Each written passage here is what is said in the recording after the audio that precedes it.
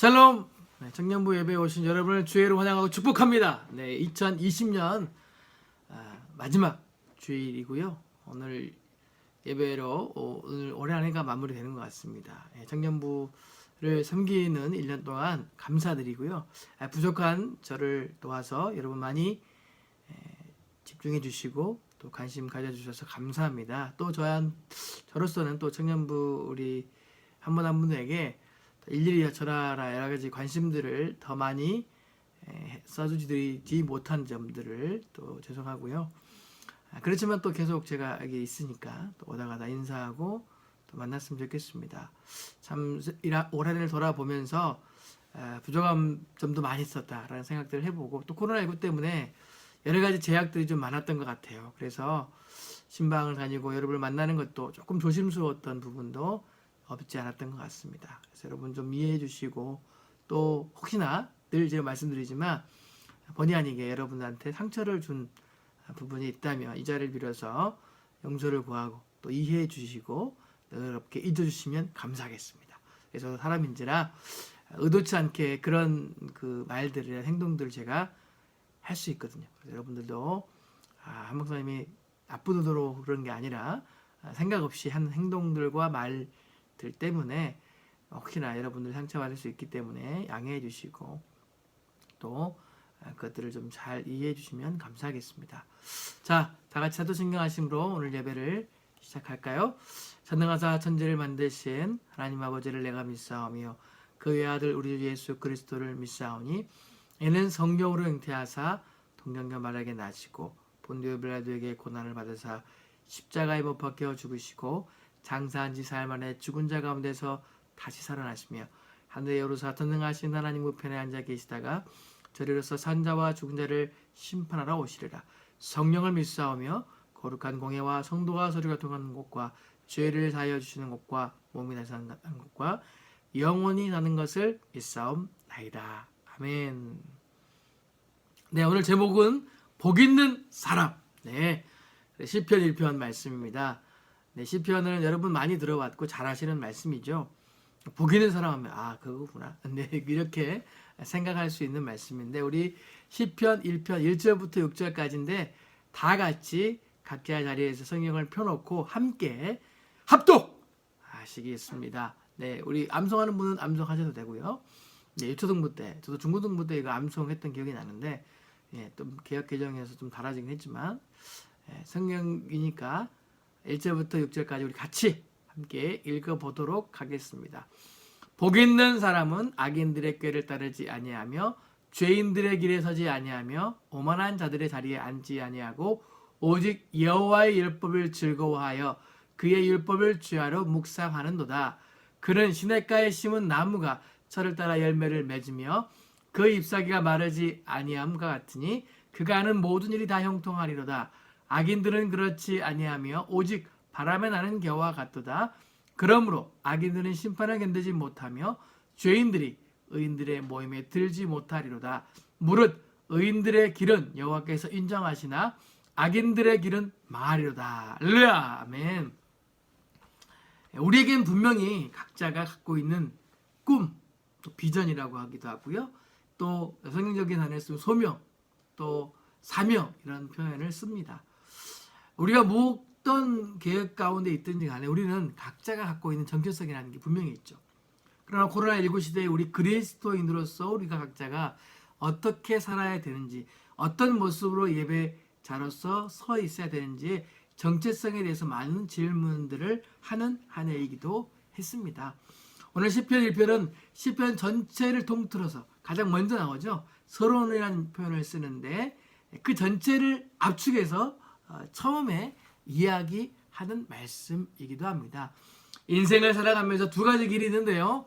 잠언 4장 18절과 19절 말씀에 의인의 길은 돋는 햇살 같아서 크게 빛나 한낮의 광명에 이르거니와 악인의 길은 어둠 같다라고 표현하고 있습니다. 의인의 길은 찬란하고 악인의 길은 어둡다는 것이죠. 그렇다면 행복한 사람은 어떤 사람이고 그 사람의 특징은 어떤 특징이 있을까요? 라고 우리에게 물어보게 됩니다. 우리는 진정 복 있는 사람의 삶을 살고 있는가? 도전하고 있는 것이죠. 오늘 1절과 2절 말씀을 보면요. 시인은 먼저 복 있는 사람과 악인을 대조해서 세 가지로 정의를 내리고 있습니다. 첫 번째, 복 있는 사람은 악인의 꾀를 쫓지 않습니다. 악인들의 특징이 뭘까요? 투명하지 않고 그래서 자꾸 바꾸고 쉬운 방법으로 뭔가를 얻으려고 하고 어둡다는 것이죠. 그러나 우리 예수님은 늘 악인의 꾀가 아닌 하나님의 지혜 말씀으로 세상을 오셔서 이 땅 가운데 오셔서 사람들을 가르치고 치유하시고 회복시키는 역할을 감당하셨죠.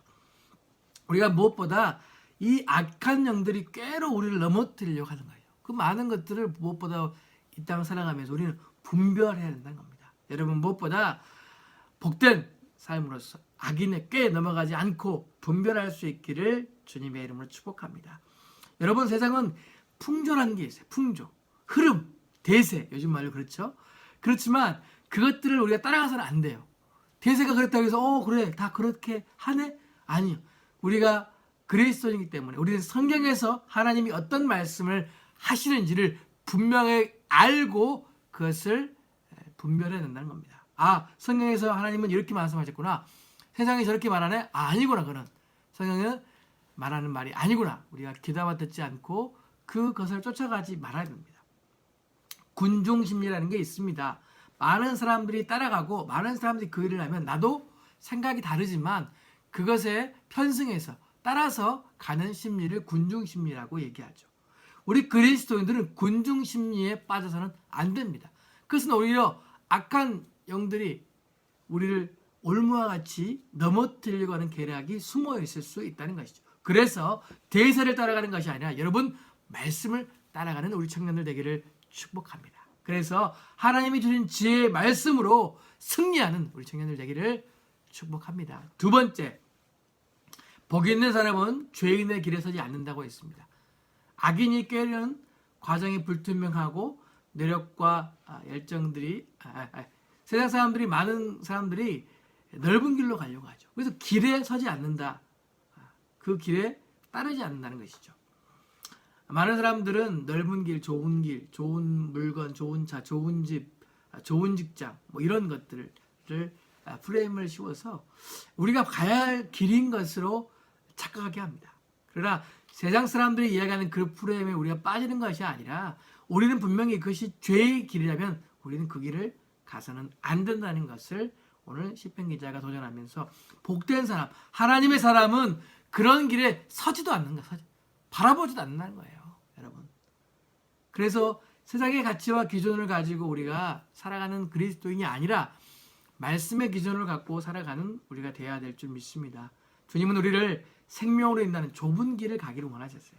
남들이 가지 않는 길, 남들이 싫어하는 일들을 그리스도인들이 그 일을 감당하고 함으로 말미암아 지금은 손해보는 것 같지만 하나님께서 그 길을 아시고 축복하시고 더 점프해서 그 사람보다 더 앞서가게끔 하실 것을 우리 청년들이 깨달을 수 있기를 축복합니다. 그래서 죄인의 길에 서지 않는 것이 중요한 거예요. 복된 사람 그리스도인들은 무엇보다 하나님의 길에 좁은 길에 설 수 있기를 축복합니다. 세 번째는요. 복 있는 사람은 오만한 자리에 앉지 않는다 그랬어요.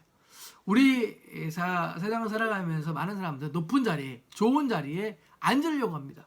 그 자리를 위해서 궁극적으로 많은 것들을 버리고 쫓아가죠. 그리고 과정도 상관없이 그 길만 앉으면 된다. 좋은 자리에 앉으면 된다라는 생각들을 가지고 있습니다. 우리가 오늘 예수님은 어떤 자리에 앉으셨습니까? 낮은 자리에 앉으셨죠. 제자들의 발을 씻기 위해서 무릎을 꿇고 수건을 두르고 그들을 섬기셨습니다. 사실 왕으로 오신 예수님이신데 오히려 본인이 섬김을 받아야 하는데 본인 고백 가운데도 나는 섬김을 받으려 하는 것이 아니라 오히려 섬기려 한다고 이 땅에 오신 분명한 사명을 우리에게 말씀하셨다는 것이죠. 그래서 우리가 무엇보다 자리가 중요합니다. 여러분 오만한 자리에 앉는 것이 아니라 하나님이 기뻐하신 자리에 앉을 수 있기를 축원합니다. 자리가 중요해요. 자리가 사람을 만듭니다. 마치 그렇지 않았는데도 높은 자리에 올라가면 교만해지고 또 불의를 탐하고 물질을 더욱더 많이 가지는 욕심 가운데 빠지는 경우가 많다는 거죠.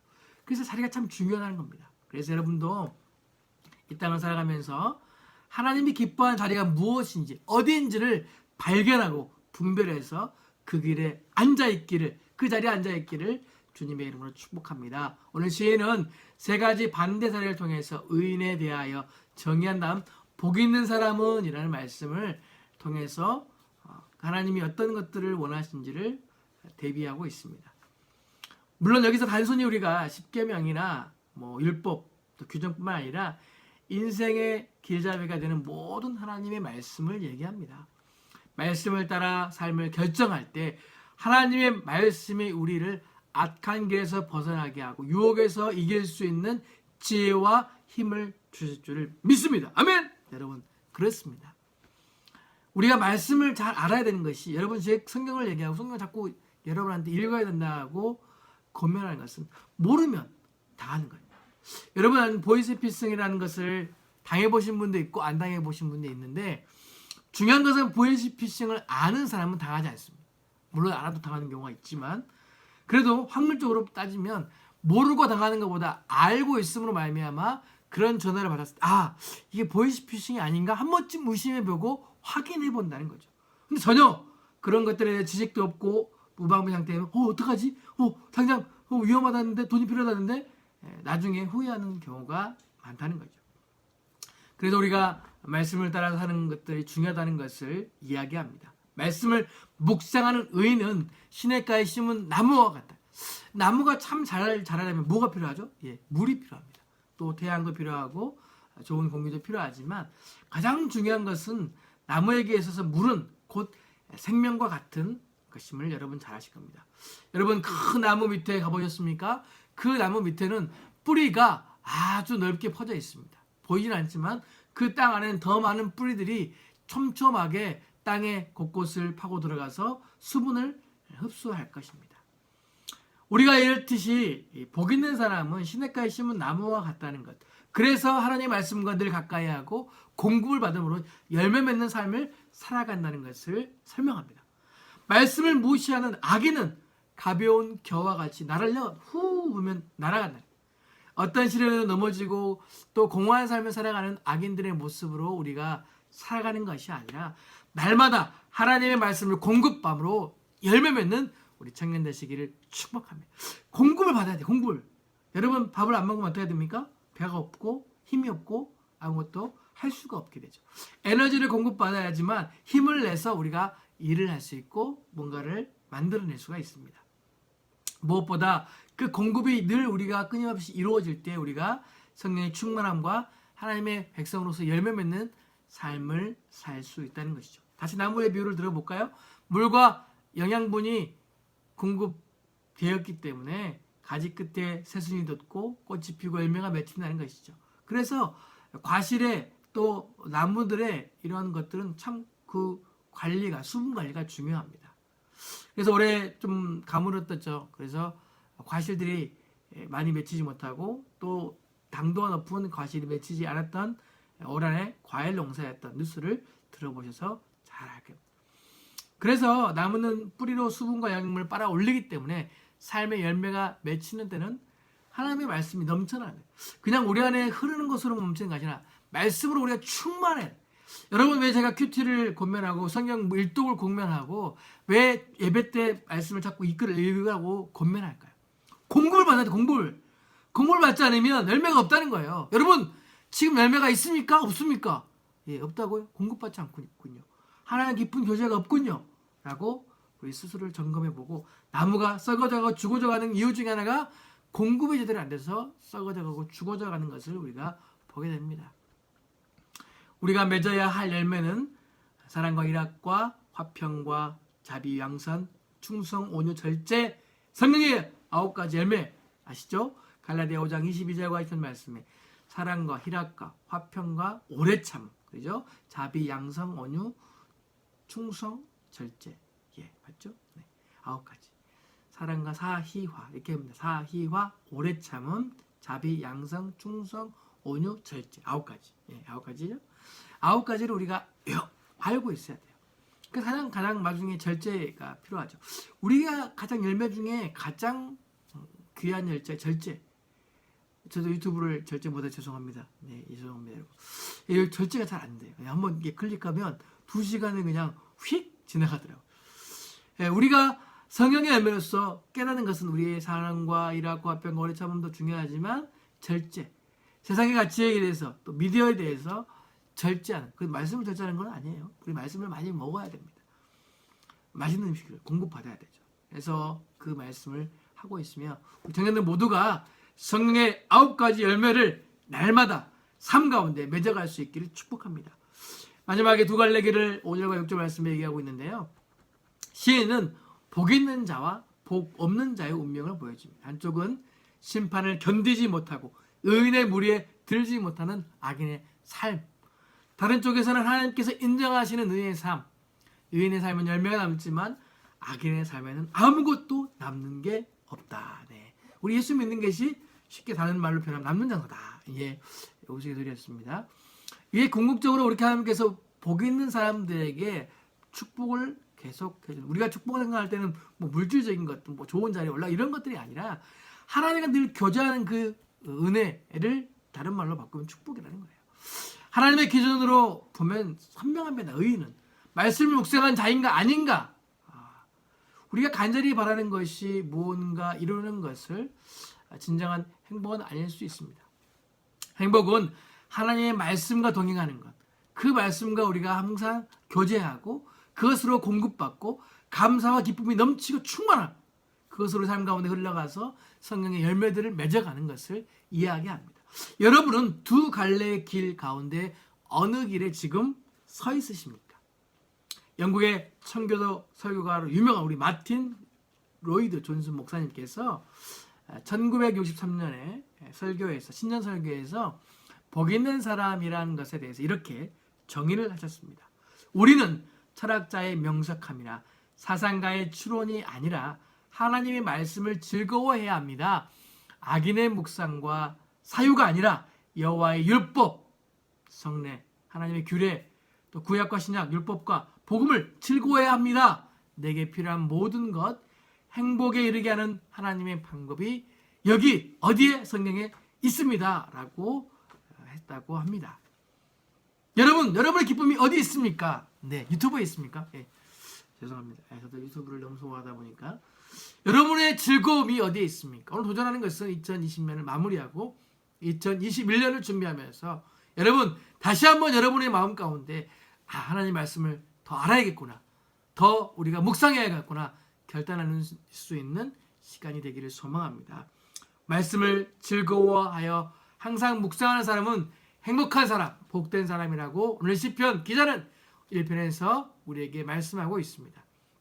말씀을 묵상하는 삶은 하나님이 인정하시는 행복한 인생이라는 것을 여러분 잊지 마시고 2020년을 마무리하면서 무엇보다 하나님의 말씀을 내가 얼만큼 공급받았는지를 체크하고 점검하면서 다가오는 우리 2022년을 다시 한번 준비하고 계획할 때 여러분 계획 가운데 무엇보다 말씀을 더 깊이 알아가고 묵상하고 더 소원함으로 여러분들의 인생이 하나님이 주시는 축복으로 많은 열매가 풍성히 맺어지기를 주님의 이름으로 축원합니다. 할렐루야! 아멘!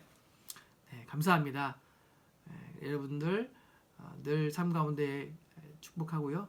기도 제목들을 기억하면서 또 때마다 또 기억날 때마다 기도하겠습니다. 때로는 여러분들 뭐 필요한 것들이 있고 도움을 요청할 일이 있다면 언제든지 목사님은 여기 여러분을 기다리고 있고 기도하고 있으니까 찾아와 주시면 감사하겠습니다.